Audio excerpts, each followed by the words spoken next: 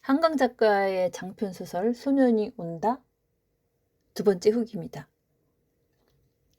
이 책의 특징이 아주 독특한 구성에 있다고 할 수가 있는데요. 어떤 점이 독특한지 제가 느낀 바를 알려드리겠습니다. 대화에 따옴표가 없어요. 이 소년이 온다, 또 작별하지 않는다, 다 대화에 따옴표가 없더라고요. 아마 작가가 이런 조용한 분위기를 계속 이어가고 싶어서 안 쓴 게 아닐까라는 추측을 해봅니다. 그리고 소년이 온다는 각 장마다 화자가 다르거든요. 이야기하는 사람이 다른 게 좀 큰 특징입니다. 세 번째는 망자, 그 죽은 사람이 스토리를 풀어가죠. 맨 마지막에는 이제 아들이 죽었는데 그 어머니가 글을 풀어가는 형식이기도 합니다. 내용은 5.18 민주화 운동을 순수한 희생자 입장에서 쓴 아프고 아린 내용의 소설을 아주 좀 담담하게 표현을 했고요. 그렇게 술술 익히지는 않더라고요. 곱씹으면서 또 그 상황을 그려가면서 또 아픈 상황이기 때문에 중간중간 몇 번이고 멈췄다가 다시 읽은 책입니다. 또 특이한 점은 에필로그도 미니 소설처럼 쓰셨더라고요. 구성이 참 독특하게 작가만의 개성이 묻어나는 그런 책입니다. 저는 소년이 온다를 한 3일에 걸쳐서 읽었고요. 또 소설이라서 금방 익힐 것 같았는데 한 페이지 한 페이지를 넘기기가 어려웠어요. 슬프고 또 아린 내용이었기 때문에, 또 한강 작가의 문체가 시처럼 비유 상징이 아주 많거든요. 그리고 또 화자가 달라서 처음에는 이거 뭐지? 이 사람이 말한 것 같았는데 또 다음 장에 보면 아니고, 그래서 술술 익히지는 않았습니다. 그 각 장마다 화자가 달라서 처음에는 왜 이렇게 내용이 따로인지 이해가 안 가는데 나중에 보니까 화자가 각각 다른 인물이었거든요. 이것만 이해해도 처음 읽으시는 분들은 아주 도움이 될 것 같습니다. 각 장마다 화자가 다르다는 것, 이 책의 특징입니다. 그럼 어떻게 다를까요?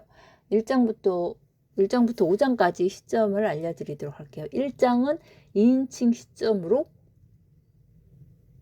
글을 썼어요. 동호를 바라보는 시점. 그리고 정대를 찾으러 그 상무관에 온 동호에게 너라고 표현을 하거든요. 그리고 작가가 1장에 대해서 이야기한 적이 있는데 극중 인물들이 1장에 다 모여있는 그런 그림을 그리고 싶었다라고 이야기를 하더라고요. 2장은 1인칭 시점으로 썼어요. 정대훈이 글을 써가는 구성으로 되어 있습니다. 본인이 불태워지고 또 혼으로 말하면서 상황을 파악하는 장면인데요. 좀 슬프게도 혼도 내가 왜 죽어야 하고 왜 이렇게 불태워지는지 그 상황을 이해할 수 없다라고 하는 부분이 아주 저도 가슴 먹먹하게 읽었습니다. 3장은 3인칭 시점이에요. 그 은숙 이야기인데요. 출판사 직원인 은숙이 또 검열 과정에서 뺨을 맞는 그런 아프고 이해할 수 없는 이야기, 화가 치밀어 오르는 그런 이야기입니다. 4장은 다시 1인칭 시점으로 돌아가는데요. 나가 풀어가는 스토리로 진행이 됩니다. 5장은 3인칭 시점으로 선주 스토리를 이야기해 주거든요. 성고문 피해자인 선주와 또 선주가 좋아하는 성희 언니 스토리로 풀어가는 게 5장입니다. 이 책으로 한강 작가는 블랙리스트가 되었다고 하는데요. 또 전두환이라는 이름이 몇 번 나옵니다. 2014년 출간되었지만 여전히 블랙리스트에 올라가거나 폐기하라는 조직이 있었던 것만큼 작가가 아주 그냥 용기와 또 글의 힘을 느낄 수 있는 소설이었습니다. 내용이 가장 순수한 시민들의 이야기로 또 어이없는 죽음, 예상치 않은 죽음, 또 열심히 사는 소시민들의 죽음으로 이 사건을 아주 극대화하기도 했기 때문에 읽는 내내 슬프다는 분들이 아주 많았습니다. 망자가 이야기하는 시점도 놀라웠고, 그래서 더 읽으면서 충격이었죠. 머리가 혼란스러웠고 가슴이 아린 상태에서 계속 읽어 내려간 책입니다. 작가가 말한 것처럼 한쪽은 진압하러 죽이러 왔고 한쪽은 다친 사람들을 위해 헌혈하러 오는 상황을 어떻게 이해해야 할까요? 사람은 악한 존재일까요? 아름다운 존재일까요? 저도 계속 궁금증을 갖게 됩니다. 인간의 본질에 대해서, 인간은 무엇인가에 대해서 물음하지 않을 수 없는 책이라는 생각이 들었습니다. 또 그 작가는 직접 광주 민주화운동을 경험하지는 않고 사진이나 정보나 지식으로 또 유추해서 이런 글을 쓰기도 했죠. 또 경험하신 분들은 또 이런 글을 쓰려고 하면 얼마나 아팠을까 하는 그런 상상도 해보게 됩니다. 노벨상 수상으로 전 국민이 소년이 온다와 작별하지 않는다. 그의 한강 작가의 작품을 아주 읽으려고 열풍이 불고 있고 예약 판매까지 하고 있는데요. 그 열풍이 작품에 대한 애정, 사람에 대한 애정, 국가에 대한 애정, 인간 본질에 대한 애정으로 확대 갔으면 좋겠다고 작가가 이야기한 인터뷰를 봤습니다. 전 국민에게 널리 알린 것만으로도 작가의 역할을 다했다고 할 수 있을 것 같아요. 그런데 왜 이런 슬픈 역사는 되풀이 될까요? 곰곰이 생각해 봤습니다. 책을 읽으면서 스토리 또 구성에 대해서도 파악하는 것도 중요하지만 메시지를 주죠. 왜 이렇게 슬픈 역사는 되풀이 될까? 폭력적인 역사는 되풀이 될까? 5가지를 한번 메모를 해봤습니다. 첫 번째, 시간이 지나면 사건이나 책은 잊혀집니다. 계속 상기한다면 조심하겠죠. 그런데 사건이 터지면 또 예전 일을 떠올리고 사건이 터졌을 때만 다시 예전 일을 떠올리고 한순간 정신 바짝 차리지 않으면 합리적인 이성적인 판단이 되지 않는다는 그런 뜻도 될 것 같아요. 인간은 망각의 동물이라 시간이 지나면 잊게 되니까 역사가 되풀이 되는 걸까요?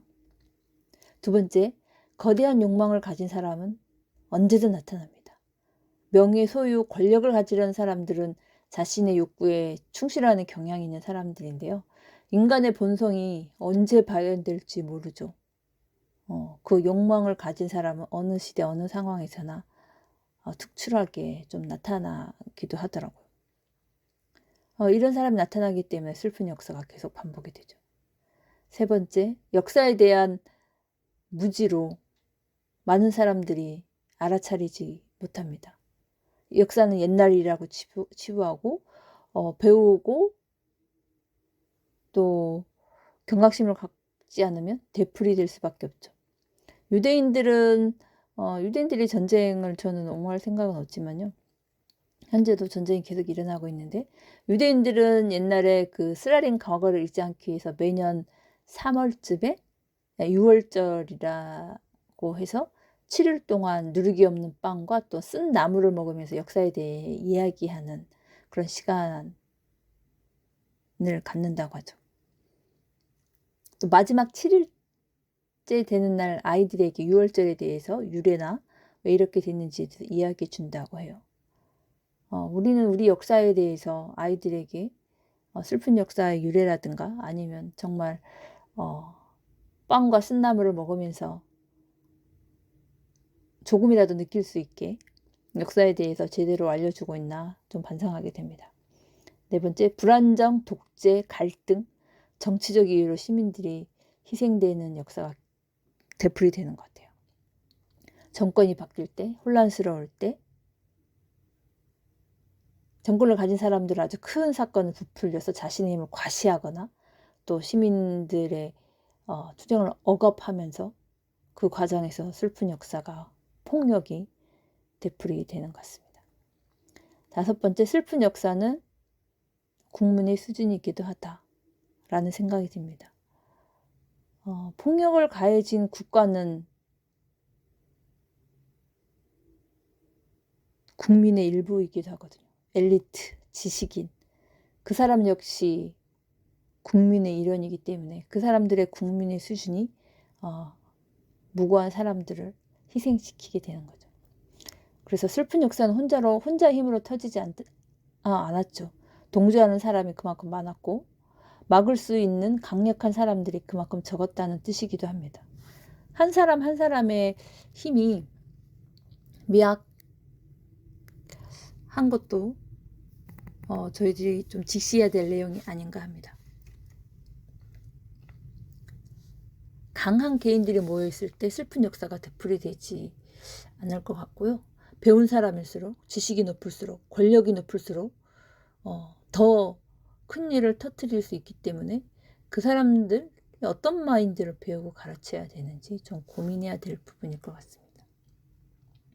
이상으로 좀 독특한 특징을 가진 소년이 온다 소설에 대해서 이야기해봤습니다. 소설의 특징과 또 메시지, 울림이 아주 거대해서 일주일 동안 계속 제 머릿속을 맴돌고 다닌 소년이 온다 훅이었습니다. 감사합니다.